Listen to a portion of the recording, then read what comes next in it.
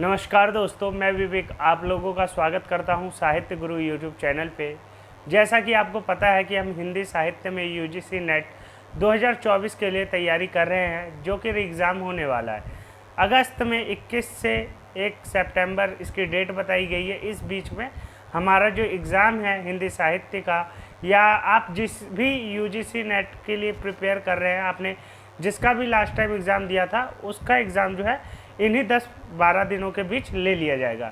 तो आप लोग अपनी तैयारी करते रहिए और हिंदी साहित्य से अगर आप हैं तो मेरे साथ जुड़ सकते हैं, साहित्य गुरु यूट्यूब चैनल के साथ जुड़ सकते हैं।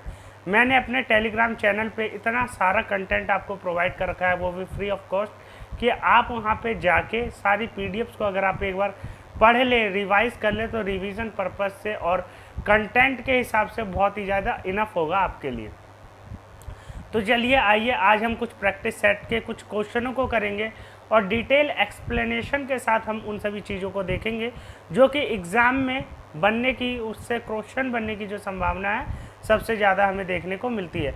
तो चलिए बिना देर किए हम शुरू करते हैं और चीज़ों को देखना शुरू करते हैं। देखिए एक बात और, आप में से बहुत सारे व्यूअर्स मेरे यूट्यूब चैनल को देखते हैं, कंटेंट को भी पढ़ते हैं, लेकिन लाइक और सब्सक्राइब नहीं करते। तो लाइक और सब्सक्राइब और कमेंट ज़रूर किया कीजिए, क्योंकि व्यूज़ देखता हूँ मैं, व्यूज़ ठीक ठाक जाते हैं, लेकिन जो लाइक है या उस पर कमेंट है वो कमेंट नहीं आता है। तो आप कमेंट करके बता सकते हैं कि आपको मतलब किस टॉपिक पे कंटेंट चाहिए, किस चीज़ पे प्रैक्टिस सेट चाहिए, क्या आपको पीडीएफ कोई कम पड़ रही है तो वो भी बता सकते हैं। मेरे तरफ से जो होगा मैं आपको ज़रूर प्रोवाइड करने की कोशिश करूँगा। तो चलिए हम प्रैक्टिस सेट की शुरुआत करते हैं और डिटेल एक्सप्लेनेशन के साथ उसको पढ़ते हैं।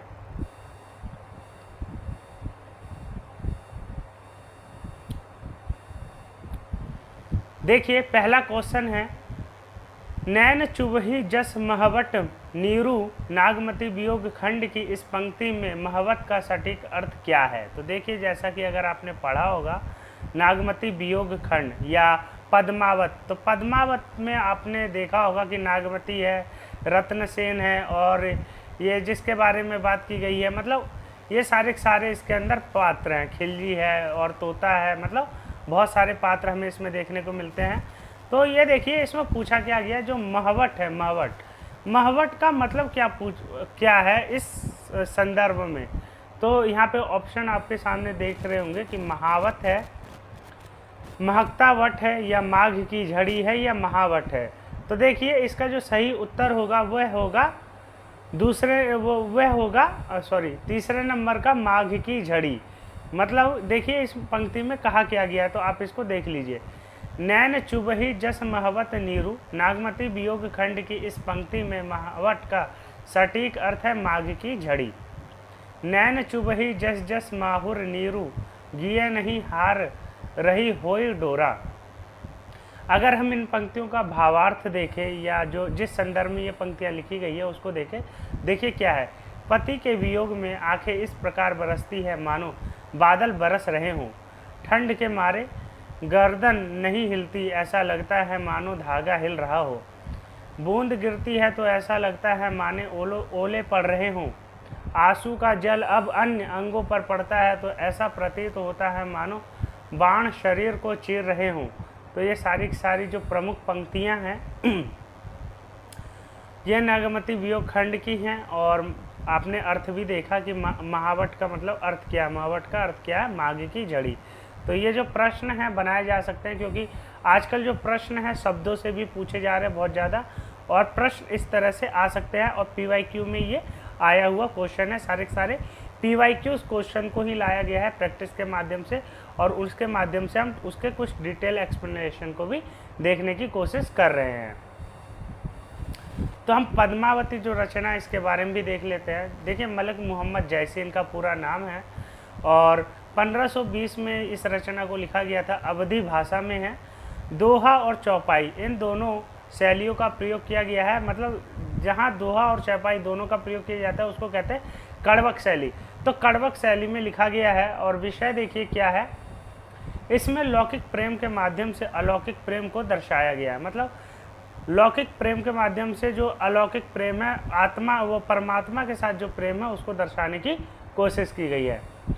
नागमती वियोग खंड इसका सबसे प्रसिद्ध खंड है। नागमती वियोग खंड जो है इसका सबसे ज़्यादा प्रसिद्ध खंड हमें देखने को मिलता है। और देखिए जायसी, मलिक मोहम्मद जायसी के बारे में भी पूछा जाता है कि मलिक मोहम्मद जायसी जो है इनका जन्म कब हुआ था, ये किस काव्य धारा के कवि थे। तो 1446 में इनका जन्म हुआ था, 1542 ईस्वी में इनका निधन हुआ।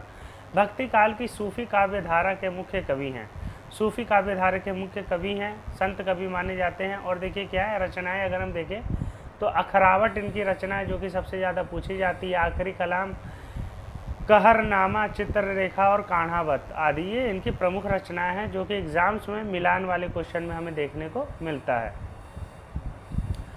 झूठा सच में किस शहर का वर्णन हमें नहीं देखने को मिलता है। अगर आपने झूठा सच उपन्यास जो यशपाल की रचना है इसको पढ़ा होगा तो आपको पता होगा कि जो झूठा सच है उसमें कौन कौन से शहरों का जिक्र किया गया है। तो जालंधर का किया गया है, कानपुर जो शहर है इसका जिक्र हमें नहीं देखने को मिलता है, लखनऊ का भी हुआ है और नैनीताल इसका भी जिक्र हमें देखने को मिलता है। तो आंसर जो है दूसरा होना चाहिए, कानपुर की, कानपुर का इसमें जिक्र नहीं है। देखिए हाँ सॉल्यूशन देखिए क्या है, झूठा सच में कानपुर शहर का वर्णन हमें नहीं देखने को मिलता है।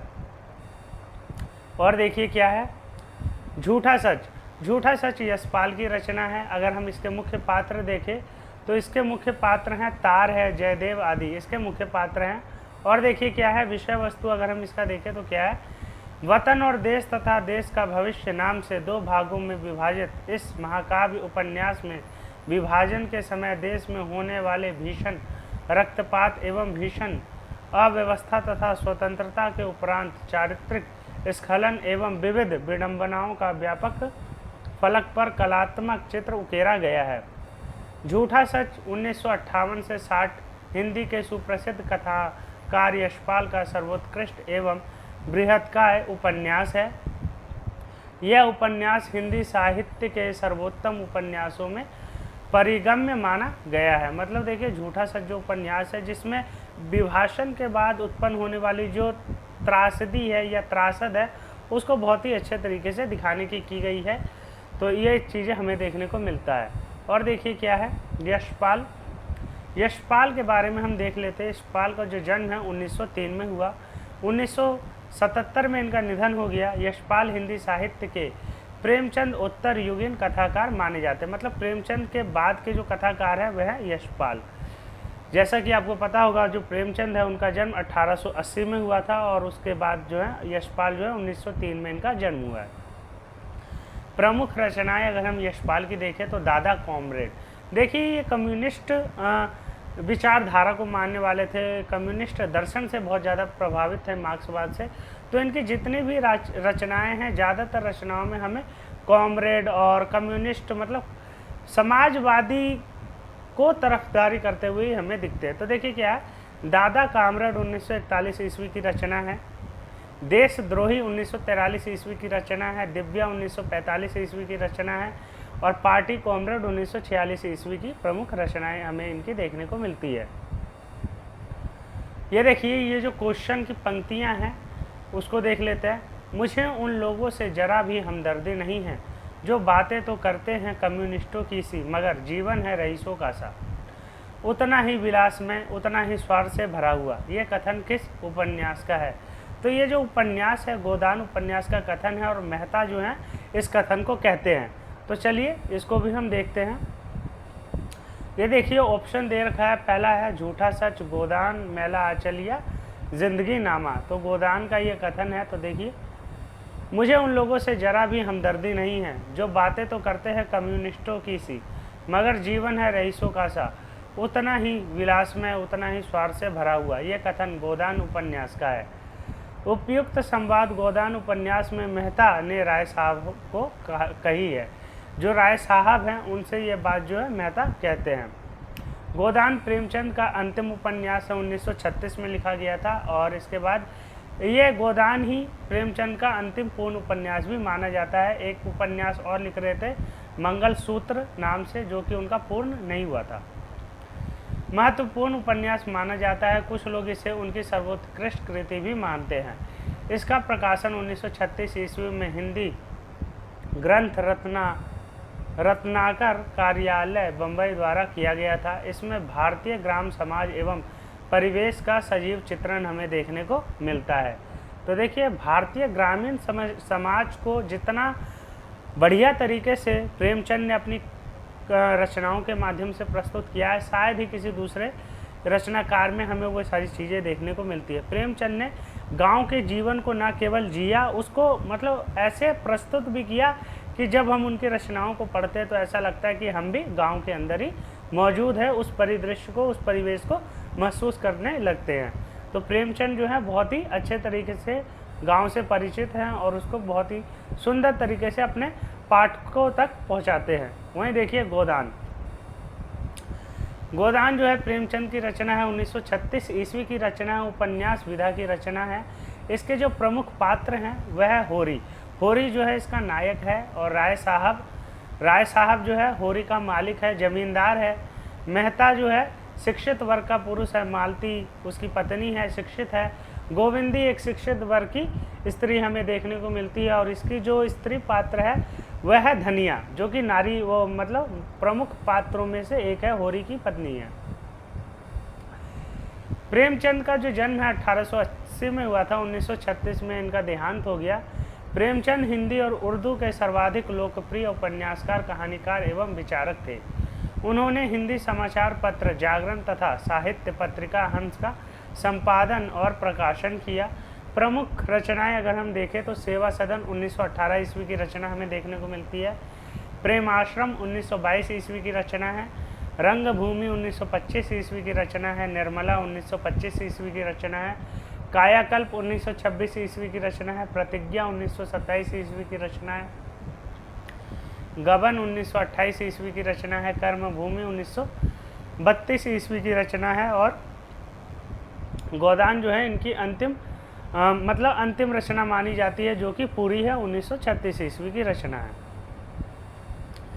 ये देखिए जो बाणभट्ट की आत्मकथा उपन्यास है, तो देखिए क्या है, उपन्यास बाणभट्ट की आत्मकथा के कथामुख प्रस्तावना वक्तव्य के अनुसार मिस्र कैथराइन किस राष्ट्र की निवासी थी। तो अगर आप लोगों ने अगर इसका वक्तव्य पढ़ा होगा और प्रस्तावना का जो वक्तव्य होता है उसको पढ़ा होगा तो आपको पता होगा कि वो जो मिस कैथराइन है कौन सी देश की है, स्वीडन की है, इटली की है, या बेल्जियम की है, या ऑस्ट्रेलिया की है। तो देखिए ये जो मिस कैथराइन है वह है ऑस्ट्रेलिया की। इसको हम देखते हैं थोड़ा और डिटेल में। देखिए उपन्यास बाणभट्ट की आत्मकथा के कथामुख प्रस्तावना वक्तव्य के अनुसार मिस कैथराइन ऑस्ट्रेलिया राष्ट्र की निवासी हैं, ऑस्ट्रेलिया राष्ट्र की निवासी है। और देखिए क्या है, बाणभट्ट की आत्मकथा जो है हजारी प्रसाद द्विवेदी द्वारा लिखा गया है, उपन्यास है। 1946 ईस्वी में इसका प्रकाशन किया गया है। मुख्य पात्र जो है बाणभट्ट है, निपुणिका है, भट्टिनी है, इसके मुख्य पात्र हमें देखने को मिलते हैं। वहीं देखिए विषय क्या है इसमें कवि बाणभट्ट के जीवन का आधार लेकर राजा हर्षवर्धन के समय की सामाजिक, सांस्कृतिक एवं राजनीतिक स्थितियों का वर्णन किया गया है।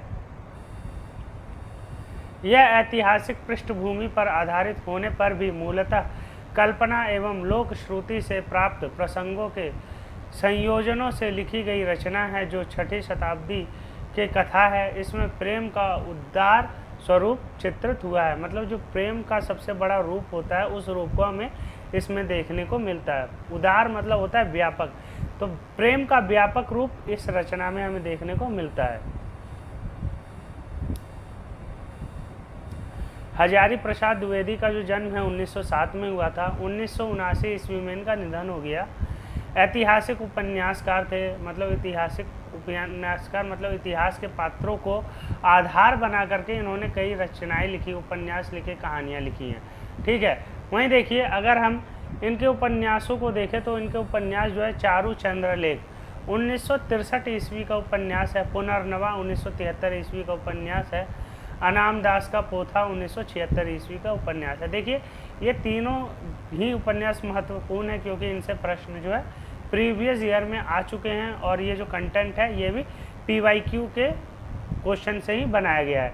तो आप इसको अच्छे से तैयार कर लीजिए क्योंकि अगली बार क्वेश्चन ये ना हो लेकिन ऑप्शन जो हो वो बदल दिए, ऑप्शन से प्रश्न बनाए जा सकते हैं।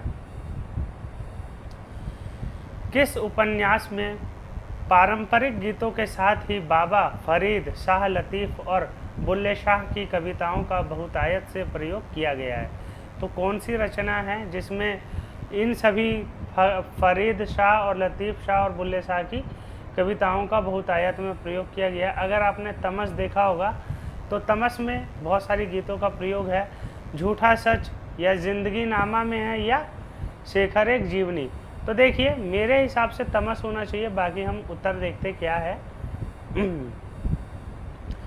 जिंदगी नामा। तो जिंदगी नामा में इन गीतों का प्रयोग किया गया है। जिंदगी नामा उपन्यास में पारंपरिक गीतों के साथ ही बाबा फरीद, शाह लतीफ़ और बुल्ले शाह की कविताओं का बहुतायत से प्रयोग किया गया है। तो देखिए जिंदगी नामा जो रचना है वह किसकी रचना है? हिंदी की विख्यात साहित्यकार कृष्णा सौबती द्वारा रचित एक उपन्यास है, जिसके लिए उन्हें सन 1980 में साहित्य अकादमी पुरस्कार से सम्मानित किया गया। इसका प्रकाशन सन 1979 में हुआ था, जो कि एक आंचलिक उपन्यास है जिसमें पंजाब में रहने वाले लोगों के ज़िंदगी का यथार्थ चित्रण है। और देखिए कृष्णा सौबती के बारे में। कृष्णा सौबती का जो जन्म है 1925 में हुआ था।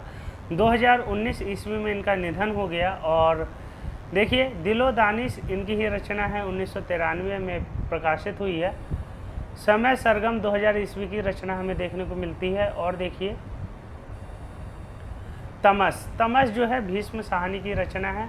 देश विभाजन किस कारण हुआ और उसके बाद जो स्थितियां उत्पन्न हुई उसको दर्शाया गया है इस रचना के माध्यम से।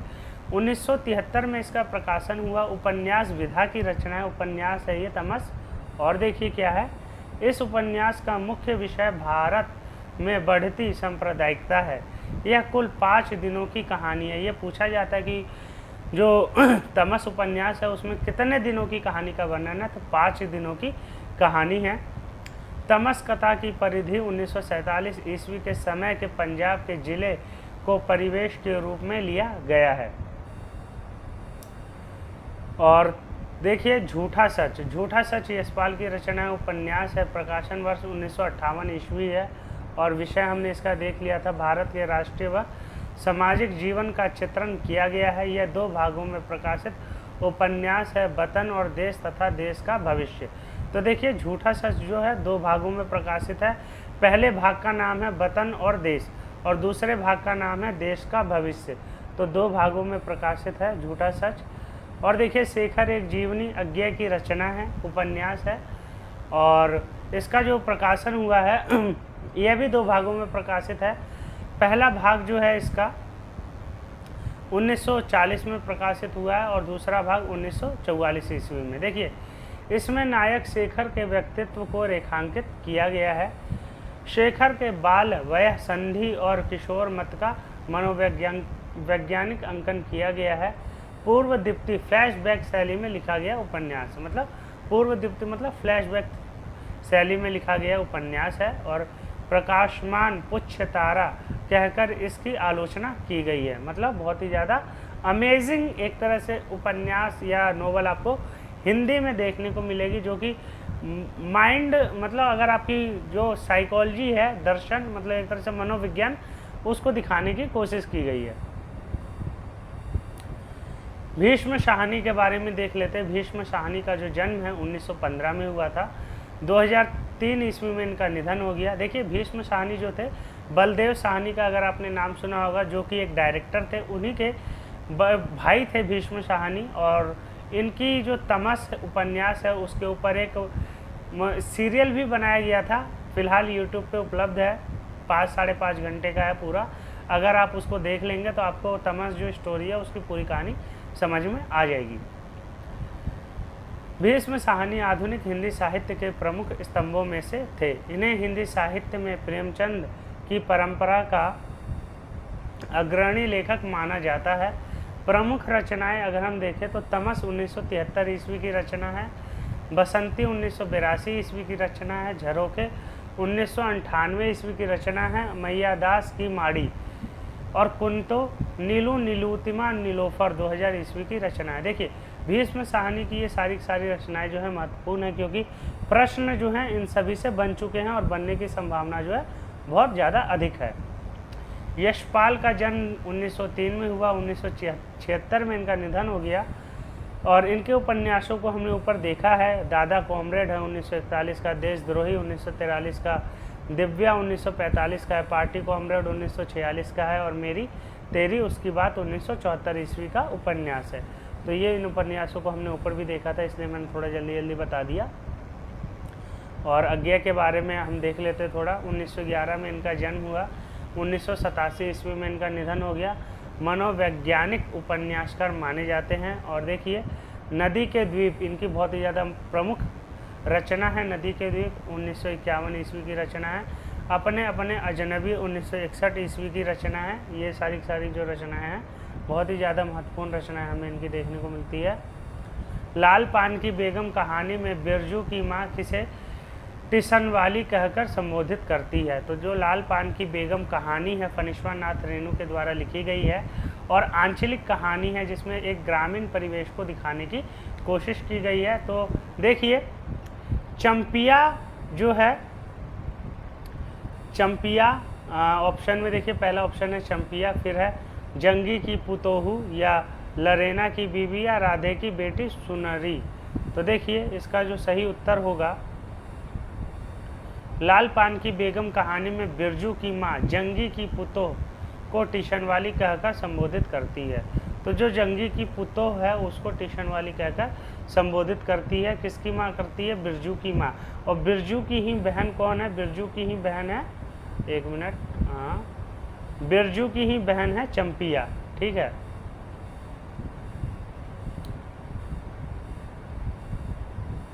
लाल पान की बेगम फणीश्वर नाथ रेणु की रचना है। कहानी है बिरजू की माँ बिरजू के पिता हैं और बिरजू मखनी बुआ और जंगी की पुतोहू आदि।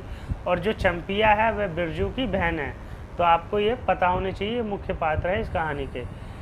विषय देखिए क्या है, स्त्री सशक्तिकरण की कहानी है। पूरी कहानी बिरजू के माँ के बैलगाड़ी में बैठकर नाच देखने जाने पर केंद्रित है। मतलब मेला देखने जाने का ये लोग प्लान बनाते हैं कि मेला देखने जाएंगे, लेकिन जो बिरजू की माँ है वो कहती है मैं ऐसे नहीं जाऊंगी, बैलगाड़ी से जाऊंगी।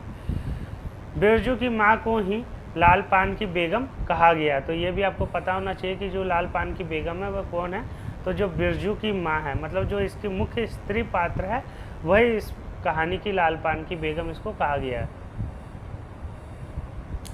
फणीश्वर नाथ रेणु का जो जन्म है 1921 में हुआ, 1977 ईस्वी में इनका निधन हो गया। अगर हम इनके कहानी संग्रहों को देखें तो ठुमरी 1959 ईस्वी की कहानी है। ठुमरी बहुत ही ज़्यादा प्रमुख कहानियों का संग्रह है और 1959 ईस्वी में संकलित किया गया ठुमरी में बहुत सारी कहानियों को। आदिम रात्रि की महक 1967 ईस्वी की कहानी है।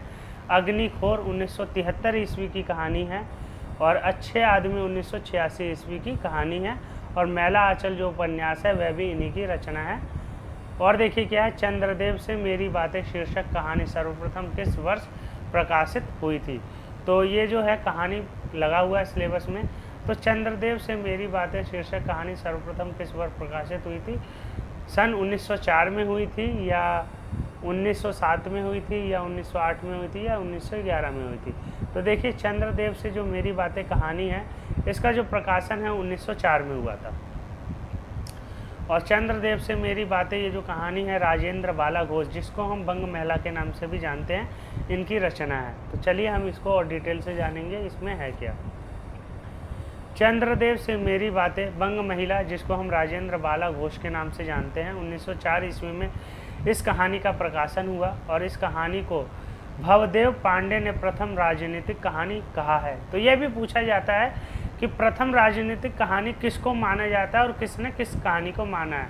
तो जो भवदेव पांडे हैं इसको प्रथम राजनीतिक कहानी मानते हैं। इसमें लेखिका और चंद्र के बीच की बातचीत को लक्षित किया गया है। और देखिए इसमें मतलब जो लेखक है वो चांद से बातें करता है और चांद को अपने जो देश है उसकी सारी बातें बताता है कि मतलब अगर आपको कोई नौकरी चाहिए तो आप यहाँ आके मतलब लग जाइए। जो ब्रिटिश काल में जो चीज़ें चल रही थी वो सारी दशा बताता है और कहता है कि आपको यहाँ जो नौकरी है मिल जाएगी। बंग महिला राजेंद्र बाला घोष इनका पूरा नाम है। प्रेमचंद पूर्व कहानीकार है, ये प्रेमचंद से पहले की कहानीकार हैं, मतलब हिंदी में प्रेमचंद से पहले की कहानीकार है। हिंदी नवजागरण की पहली छापामार लेखिका थी। ठीक है, मुख्य कहानियाँ अगर हम इनकी देखें तो कुंभ में छोटी बहू 1906 ईस्वी में प्रकाशित कहानी है। दुलाई वाली 1907 ईस्वी की कहानी है। और देखिए ये भी पूछा जाता है कि दुलाई वाली होती क्या है। तो दुलाई वाली जो होता है कि मतलब जो औरतें लंबी लंबी घूंघटें करती हैं ना, नई नवेली मतलब जो दुल्हनें आती हैं और लंबी लंबी घूंघटें करते हैं, उसी को दुलाई कहा जाता है। तो उसी को जो लंबी लंबी घूंघटें करती है उनको दुलाई वाली कहा जाता है। तो इंटरव्यू में कई बार क्वेश्चन पूछा जाता है कि दुलाई वाली का मतलब क्या होता है, तो आप बता सकते हैं। तो 1907 में दुलाई वाली का प्रकाशन हुआ था। और देखिए क्या है, आज तक कभी ऐसा ना हुआ ना कभी सुना, गजब हो गया, अंधेर पड़ गया, सिक्का बदल गया, कहानी में उपयुक्त कथन किसने किससे कहा। ये जो कथन है सिक्का बदल गया कहानी में किसने किससे कहा, तो देखिए ऑप्शन है नवाब बीबी ने शाहनी से कहा, या शेरा ने हुसैना से कहा, या शाहनी ने दाऊद खां से कहा, या रसूली ने शाहनी से कहा।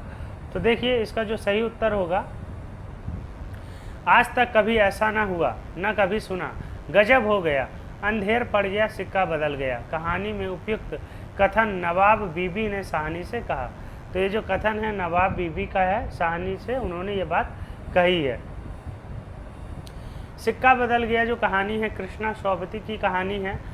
1948 ईस्वी में इसका प्रकाशन हुआ था। और कहानी जो है देश विभाजन के समय जो मतलब सांप्रदायिक भाव आ गए थे लोगों के अंदर, उस चीज़ को दिखाने की कोशिश की गई है कि मतलब किसी ने उसको काफ़ी लंबे समय से आश्रय दे रखा था, लेकिन जैसे ही सांप्रदायिक रूप से जब बंटवारा होने लगा तो उन लोगों के जो भाव हैं, मनोभाव हैं, वह कैसे बदलने लगे। अगर हम मुख्य पात्र देखें इसमें कौन है, तो शाहनी जो कि स्त्री पात्र है। शाहनी स्त्री पात्र है। शाहजी उनके पति थे जो कि मर चुके हैं। शेरा उनकी एक तरह से कह सकते हैं नौकरानी है। शेरा, हुसैना, दाऊद आदि ये सभी सारे उनके मतलब देखभाल करने वाले लोग हैं।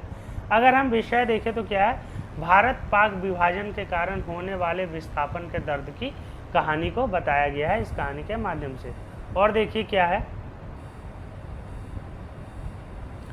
कृष्णा शौबती का जो जन्म है 1925 में हुआ। 2019 ईस्वी में इनका निधन हुआ है। और देखिए इनके जो प्रमुख कहानी संग्रह है वह कौन से हैं, बादलों के घेरे 1980 ईस्वी का कहानी संग्रह है। मेरी माँ कहाँ, दादी अम्मा, ये सारी इनकी महत्वपूर्ण कहानियाँ हैं। बादलों के घेरे बहुत बार पूछा जाता है किसकी रचना है, कृष्णा शौबती की रचना है। 1980 ईस्वी की रचना हमें देखने को मिलती है।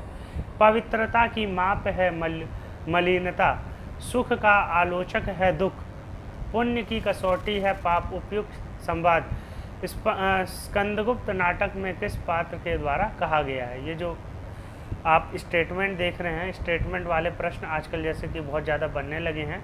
तो ये जो स्टेटमेंट है स्कंदगुप्त नाटक में किसने किससे कहा है, तो ये जो कथन है हमें देखने को मिलता है। तो आपके पास ऑप्शन आ जाता है, पहला मालिनी ने कहा है, देवसेना ने कहा है, या कमला ने कहा है, या देवकी ने कहा है। तो इसका जो सही उत्तर होगा वह ये होना चाहिए, पवित्रता की माप है मलिनता, सुख का आलोचक है दुख, पुण्य की कसौटी है पाप, उपयुक्त संवाद स्कंदगुप्त नाटक में देवसेना पात्र के द्वारा कहा गया है। तो देवसेना जो है उन्होंने ये जो है कथन कहा है। स्कंदगुप्त जो नाटक है ये जयशंकर प्रसाद का नाटक है और 1928 ईस्वी का नाटक है और बहुत ही ज़्यादा प्रमुख नाटकों में से एक है जयशंकर प्रसाद। जयशंकर प्रसाद बहुत ही बड़े नाटककार हैं। उन्होंने बहुत सारे ऐतिहासिक नाटकों को लिखा है अपने समय पे और उनकी जो प्रसिद्धि है सबसे ज़्यादा नाटकों के कारण ही है। तो ये जो प्रश्न अगर कभी आ जाए कथन में कि जयशंकर प्रसाद की जो प्रसिद्धि है क्यों है, नाटकों के कारण सबसे ज़्यादा हमें देखने को मिलती है। भारतीय व यूरोपीय नाटकों का संबंध किया गया है और कुमारगुप्त के विलासी साम्राज्य की आंतरिक स्थिति का चित्रण किया गया है। कुमारगुप्त के आंतरिक किया गया है। पात्र अगर हम इसमें देखें तो स्कंदगुप्त है, कुमारगुप्त है, पर्णदत्त है, चक्रपालित है, देवकी है, आनंद देवी है, देवसेना है, विजया, ये सारे सारे इसके प्रमुख पात्र हैं। तो आप इन पात्रों को थोड़ा ढंग से पढ़िएगा, क्योंकि जब आप चंद्रगुप्त नाटक पढ़ते हैं, ध्रुव स्वामी पढ़ते हैं, स्कंदगुप्त पढ़ते हैं, तो आप कंफ्यूज हो जाते हैं इन पात्रों में कि ये जो पात्र है किस किस में है। तो आप इन पात्रों को थोड़ा अच्छे से देखिएगा और समझिएगा। जयशंकर प्रसाद का जो जन्म है 1889 ईस्वी में हुआ था। प्रसिद्ध नाटककार माने जाते हैं। अगर हम इनके नाटकों को देखें तो देखिए 1910 का नाटक है सज्जन, 1910 का नाटक है। कल्याणी परिणय 1912 ईस्वी का नाटक है। करुणालय 1912 ईस्वी का नाटक है। विशाख 1921, विशाख दत्त है इसका पूरा नाम वैसे, विशाख दत्त 1921 ईस्वी का नाटक है। उसके बाद हमें देखने को मिलता है कामना 1927 ईस्वी का नाटक है, और 1928 ईस्वी का नाटक है स्कंदगुप्त। तो ये सारे सारे इनके प्रमुख नाटक है। और जो जयशंकर प्रसाद का अंतिम नाटक अगर हम देखें तो वह है ध्रुव स्वामी। तो ध्रुव स्वामी इनका अंतिम नाटक माना जाता है, और यही इनका पूर्ण नाटक, अंतिम पूर्ण नाटक भी है। देखिए मानव कब दानव से भी दुर्दंत, पशु से भी बर्बर और पत्थर से भी कठोर, करुणा के लिए निर्वकाश हृदय वाला हो जाएगा नहीं जाना जा सकता। अतीत सुखों के लिए सोच क्यों, अनागत भविष्य के लिए भय क्यों, और वर्तमान को मैं अपने अनुकूल बना ही लूँगा, फिर चिंता किस बात की। उपयुक्त संवाद चंद्रगुप्त नाटक में किसके द्वारा कहा गया है। तो ये जो संवाद है, देखिए चंद्रगुप्त नाटक का संवाद है। तो ये जो संवाद है किस पात्र का है, इसको हमें बताना है। तो आम्भिक है, जो कि चंद्रगुप्त के साथ गुरुकुल में पढ़ा हुआ है, लेकिन जो आम्भिक है चाणक्य का तो शिष्य है, लेकिन चंद्रगुप्त का सहयोग नहीं करता है। दंडायक है, चंद्रगुप्त है, और सिंहरण है। तो ये चार पात्र है। तो अगर आपने चंद्रगुप्त नाटक पढ़ा होगा तो आपको पता होगा कि ये जो कथन था कौन से पात्र का है। उपयुक्त संवाद चंद्रगुप्त नाटक में सिंहरण के द्वारा कहा गया है। तो सिंहरण का ये कथन था। तो कथन को आप ध्यान से देखते चलिए और कथन को थोड़ा ढंग से याद करने की कोशिश कीजिए। चंद्रगुप्त जयशंकर प्रसाद की रचना है, 1931 ईस्वी की रचना है। तो आप इसको देख सकते हैं। बाकी चंद्रगुप्त तथा चाणक्य का अत्याचारी नंद तथा विदेशी यूनानियों से संघर्ष का इस नाटक में चित्रण किया गया है। प्रमुख पात्र देखिए चंद्रगुप्त नाटक में कौन कौन है। चंद्रगुप्त है, चाणक्य है, सिंहरण है, सिकंदर है, फिलिप्स है और गंधार आदि। देखिए सिकंदर, फिलिप्स और गंधार और चाणक्य, सिंहरण अगर किसी में आए तो वो चंद्रगुप्त नाटक के पात्र माने जाएंगे। स्त्री पात्र इसमें है अलका है, ध्रुवासिनी है, कल्याणी है, कॉर्नेलिया है। तो ये सारे सारे प्रमुख स्त्री पात्र हैं जो जिनसे प्रश्न बनाया जा सकता है। जयशंकर प्रसाद का जन्म अभी हमने देखा था 1889 में हुआ। 1937 में इनका देहांत हो गया। अगर हम इनके काव्य संग्रहों को देखें तो उर्वशी, देखिए उर्वशी काव्य संग्रह 1909 ईस्वी का हमें देखने को मिलता है। वन मिलन 1909 ईस्वी का है। कानन कुसुम 1913 ईस्वी का है। प्रेम पथिक 1913 ईस्वी की रचना है। चित्राधार 1918 ईस्वी की रचना है। झरना 1918 ईस्वी की रचना है। आंसू 1925 ईस्वी की रचना हमें देखने को मिलती है। तो ये थे इनके प्रमुख काव्य। अभी हमने इससे पहले नाटकों को देखा था, अब हम इनके प्रमुख उपन्यासों को भी देख लेते हैं। कंकाल 1929 ईस्वी की इनकी रचना है कंकाल, जो कि उपन्यास विधा की रचना है। तितली 1934 ईस्वी की रचना है। इरावती 1936 ईस्वी की रचना है। और नाटकों को अभी हमने देखा था, सज्जन है 1910 का, कल्याणी परिणय 1912 का, करुणालय 1912 का है, विशाख दत्त 1921 का है, आजाद शत्रु 1922 का है, स्कंदगुप्त 1929 का है, ध्रुव स्वामी 1933 का है। तो ये सारे जो है जयशंकर प्रसाद की मोस्ट इम्पॉर्टेंट रचनाएं हैं, आप याद कर लीजिएगा। अगर हम नाटकों को देखें, नाटक, तो ये जो नाटक हैं, नाटक अभी हमने देख लिया, ये सारी चीज़ें फिर रिपीट हो रही है तो मैं इसको छोड़ रहा हूँ। और निबंध देख लेते हैं हम, इनके प्रमुख निबंध कौन कौन से हैं। काव्य और कला तथा अन्य निबंध जो है 1959 ईस्वी की रचना है। यथार्थ और छायाबद्ध इन्हीं की रचना है। एक मिनट, कुछ मिस्टेक हो रहा है। हाँ, देखिए, काव्य और कला तथा अन्य निबंध 1959 ईस्वी की रचना है। यथार्थ और छायावाद भी इन्हीं की रचना है। रहस्यवाद भी इनकी ही रचना है। नाटक मतलब रचना है। नाटकों का आरंभ आदि निबंध है ये सारे के सारे जयशंकर प्रसाद के निबंध है जो 1959 में प्रकाशित हुए हैं, तो आप इसको देख सकते हैं। जो निबंधों का संग्रह है काव्य और कला तथा अन्य निबंधों का एक संग्रह है जो कि 1959 में प्रकाशित हुआ है। ठीक है, तो आप इसको देख सकते हैं और ये आपके लिए बहुत ही ज़्यादा बेनिफिशियल रहने वाला है। तो आज के लिए इतना ही, धन्यवाद। फिर मिलते हैं नेक्स्ट कंटेंट के साथ। जब तक आप बने रहिए साहित्य गुरु यूट्यूब चैनल के साथ। और आप रिवाइज़ करने के लिए मेरे PDF का यूज़ कर सकते हैं। डिस्क्रिप्शन बॉक्स में जो है टेलीग्राम का लिंक प्रोवाइड किया गया है, आप वहां से जाके टेलीग्राम पे जुड़ सकते हैं। टेलीग्राम से आप जुड़िए, आपके लिए बहुत ही ज़्यादा मतलब क्या कहते हैं, एक तरह से बहुत ही ज़्यादा आपके लिए यूज़फुल रहेगा, क्योंकि वहाँ पे बेकार की कुछ भी चीज़ें आपको नहीं मिलेगी, केवल और केवल कंटेंट मिलेगा। तो आप वहाँ से जाके जुड़िए और कंटेंट जितने भी मैं प्रोवाइड करवा रहा हूँ आप उनको वहाँ से देखिए। तो देखिए, अगर आपको मेरी मेहनत थोड़ी भी लगे कि हाँ मेहनत करके कंटेंट प्रोवाइड करवाता है, तो आप लाइक ज़रूर किया कीजिए और सब्सक्राइब कर लीजिए चैनल को, क्योंकि अभी हम जब तक एग्ज़ाम नहीं होता हम प्रैक्टिस करते रहेंगे और चीज़ों को डीपली तरीके से पढ़ेंगे ताकि हमसे कोई भी प्रश्न जो है छूट ना जाए। तो धन्यवाद, आप लोग यहाँ तक जुड़े और फिर मिलते हैं अगले कंटेंट के साथ नेक्स्ट सीरीज़ में। धन्यवाद।